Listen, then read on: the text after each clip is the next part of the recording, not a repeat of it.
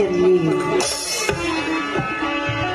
आइए भोला का भोला भोला का शंकर भगवान कहते हैं आई एम भोला।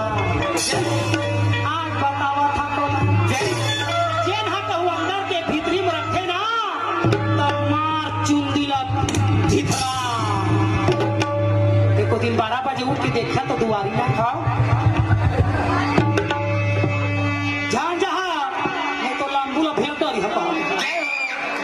झूपत झूपत आवी दाई नाचत नाचत आवी सातो बहिनिया लो सकत आवी